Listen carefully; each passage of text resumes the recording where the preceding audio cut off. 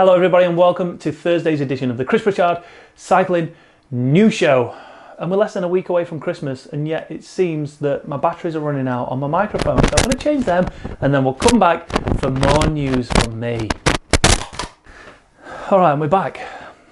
Useless. Anyway, as I was saying, it's Christmas time. Still lots to talk about in the cycling world, but first let's see who won day number 8 of the 12 days of giveaway and that amazing gift of 2 months coaching with James McCallum. Santa, take it away, transition. Beesh! Hey up, it's that time of day again where we draw our next gift winner in the 12 days of Christmas on the Chris Pritchard Cycling News Show channel. What a bloody channel. Hit that like and subscribe button. Are you ready? Here we go. Boosh! Oh, there that goes. That's only went and bloody won it, hasn't there? Whoosh! Brilliant, amazing, well done, Cycle Nutter, on winning that superb gift. All right, let's get straight on with the news. And first, the story that Geraint Thomas is set to take on the Tour de France in 2020. Speaking to The Guardian, and in terms of his personal objective for next year, Thomas has said, "I'm looking at targeting the Tour. We need to confirm it all, to chat it through, but at the moment, it's all about the Tour again." And then talking of the potential of riding the Giro or La Vuelta next year, he said that you have to weigh up your position in the team, and it's about what motivates you. There is no point going into the Giro just to be the leader and only being 95% motivated. You need to be all in. I'd love to do the Giro one year, but next year what excites me is the Tour again. But you know, in between now and the Tour de France, all that will be talked about is Froome's return. Is he going to be back on form and going to be capable of going in there as a team leader?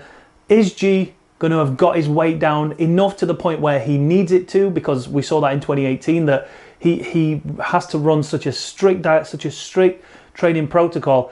Any deviation of that could end up in, well, second, third place on the podium in the Tour de France, which is still an amazing result. But, you know, if he's targeting for the win, he's going to have to really knuckle down and have the best preparation he can, just as good, if not better, than in 2018. And then you've got Egan Bernal, who is Colombian.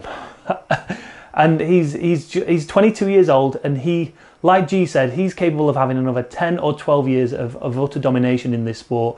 So you've got 3 riders there, all capable of winning the Tour de France, but I don't believe any one of those 3 riders is capable of winning the Tour in any other team. I think G needs these 2, Froome needs these 2, and Egan needs these 2. Probably he needs them less. But my point being that they need that strong team around them, and they need that commitment from those riders, whoever decides to be the team leader and those supporting riders. They need the full backing of those. They can't have a 3-pronged attack next year. With the likes of Jumbo-Visma having Steven Kruijswijk, you've got Tom Dumoulin moving there. They've got such a strong team. But let me know down in the comments below. Anything could happen between now and the Tour de France. Look what we saw at the start of this year. Froome out.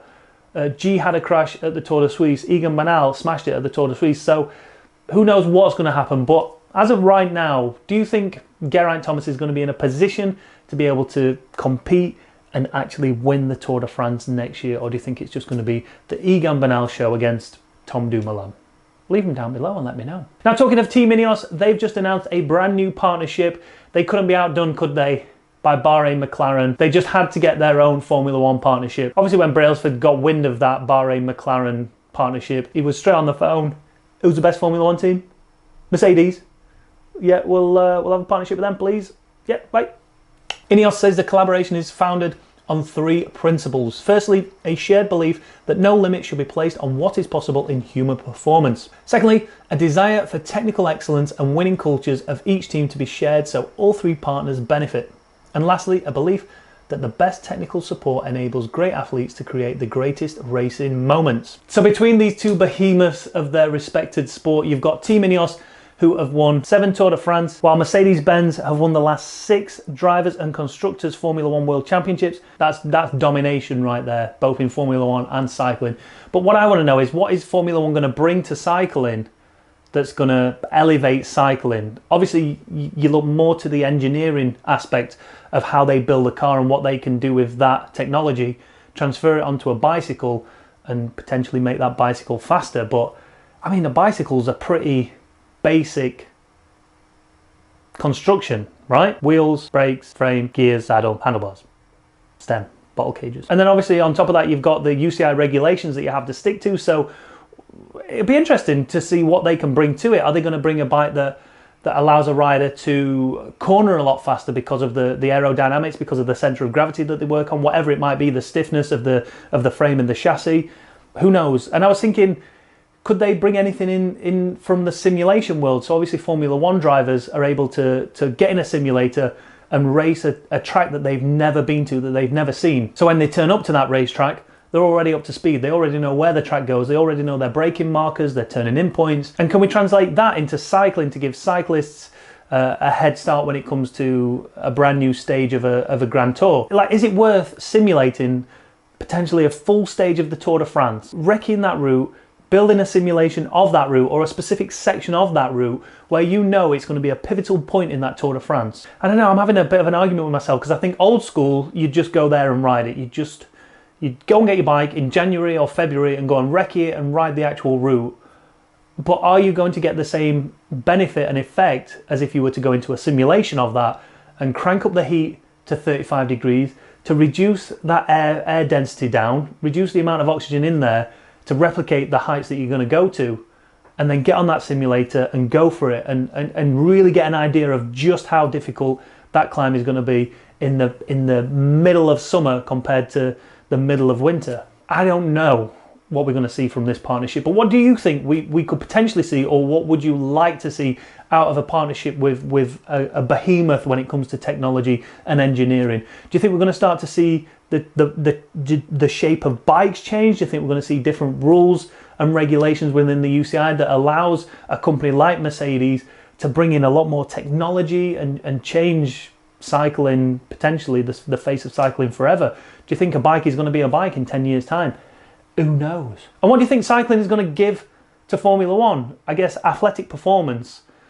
It's the absolute pinnacle of athletic capability and endurance, the Tour de France and cycling. So what can they give to Formula One drivers?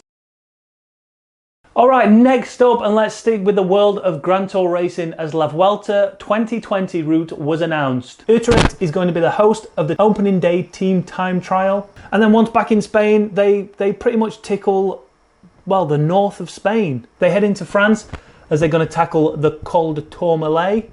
The race itself will feature 4 countries, 8 flat stages, 11 hilly or mountain stages, 1 team time trial and 1 individual time trial, with a total distance of 3,245 kilometers. So yeah, that's La Vuelta. And what I was thinking, right, was, is it time for a Tour of Europe? La Tour d'Europe, one might say, where the riders take in all the main countries of mainland Europe. So France, Spain, Netherlands, Belgium, Luxembourg, Switzerland, that's too many in it, France, Italy, Croatia. Like, should there be a 3 to 4 week tour of Europe where they take in the whole of Europe? Because they're pretty much doing it now with La Vuelta. They're starting in the Netherlands, they're going into France, they're going into Portugal, and obviously they're going into Spain. The Tour de France has been God knows everywhere. The Giro started in Israel, I want to say. So is it about time that we opened up the calendar somehow and wedged in a 4-week tour of Europe? Imagine the possibilities. It'd be amazing. Is that a good idea? Or am I just talking absolute hush? Leave your comments down below and let me know. And next up, I believe the Americans might have found a way to defeat Mathieu van der Poel in any and all cyclocross races from now on. So this is Gage Heck, 22-year-old national cyclocross champion in America, trying out a brand new technique to see if he can bring down his rivals, which works an absolute treat. You can't help thinking that a few of the Belgians looked at that and thought, actually, it's not a bad idea. We'll try that next week. And next up, even more team kits have been announced. And I think over the past couple of days, we have seen the best kit of 2020, and we've also seen the worst. Let's take a look at a few more kits that have just been announced for 2020 and pass our judgment on them. So first up, Jumbo-Visma, classy. Again, upgrade from last year. I've said it for a lot of the teams, enough to make a difference, enough to feel fresh without going over the top. Now check out this one from Delco Nippo team for 2020. I'm undecided on this one yet. I kind of like it. I kind of like that. It's cool, and I much prefer a kit that actually has a pattern rather than block colours. Block colours are so 2019, man. We want patterns, and patterns is exactly what we've got with the new Bold Dolman's bloody women's cycling kit. Look at that. I love those stripes on the left arm. Those orange and black stripes, amazing. And then on the front and back, you've got this like marble effect. Look at that, I like that. Yeah, that's nice. But ladies and gentlemen, without further ado, let me show you the team kit of potentially certainly the best team kit of 2020. Ladies and gentlemen, Canyon SRAM. But not only the kit, look at those helmets. That is, I don't know if that tickles your fancy or not. I mean, last year's kit looked brilliant, but this is just, it's phenomenal. I love it. And I'm sure there's people out there that go, disgusting. They're bloody disgusting. But I really like it. I love the teal, I love the yellow, the red, the orange, the purple, the helmets, the pattern, the little paint splatter, or is that like stars in the sky? Don't know, but yeah, that's my kit for 2020. And then from one extreme to the other, as we look at Bardioni CSF. I'm gonna be sick. Look at that, wait, look at those bars as well. Who has their bars like that? But no, come on, let's look at this kit. I like green on a kit normally, but this green and this purple monstrosity is bloody disgusting. Again, this is just my personal opinion. Leave your comments down below. Am I right? Canyon SRAM, best kit for 2020. Bardioni CSF, worst kit for 2020? Okay, and that's your lot for today. So the next 3 gifts for the 12 days of Christmas are going to be given out during a live stream.